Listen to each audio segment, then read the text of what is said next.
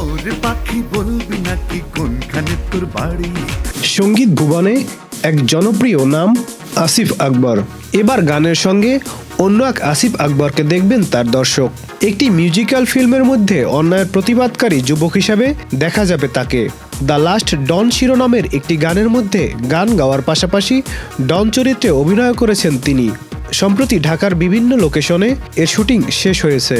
গানের গল্প ভাবনাও আসিফ আকবরের নিজের। আসিফ বলেন, অনেক দিন ধরেই এমন একটি মিউজিক্যাল ফিল্ম করার পরিকল্পনা করে আসছি। গানের মধ্যে মূল চরিত্রটি করেছি আমি। আমাকে তো রীতিমতো অভিনয় করতে হয়েছে এখানে। এটি আমার জন্য অন্য রকমের একটি অভিজ্ঞতা। দর্শক শ্রোতারা এখানে আমাকে নতুনভাবে পাবেন। মিউজিক্যাল ফিল্মের গল্প প্রসঙ্গে এই গায়ক জানান, একজন গায়ক গান গায়, আনন্দের জীবন তার চোখে ধরা পড়তে থাকে যাপিত জীবনের অন্য দিকগুলি। সে নিজেও সেই নোংরা সমাজের একটি অংশ।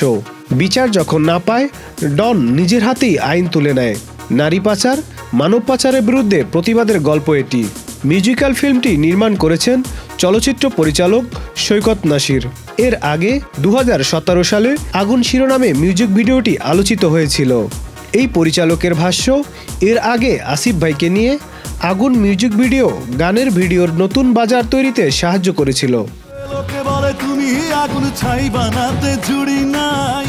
এই সময়ে এই ভিন্ন ধরনের মিউজিক্যাল ফিল্মও গানের ভিডিও বাজার তৈরিতে ভূমিকা রাখতে পারে।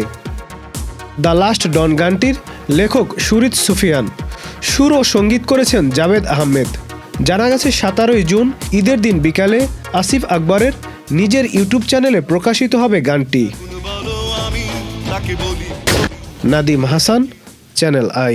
ওয়ালটন ফ্রিজ কিনে অনেকের মতো আপনিও হয়ে যেতে পারেন মিলেনিয়াল। সেরা পণ্যের সেরা অফার।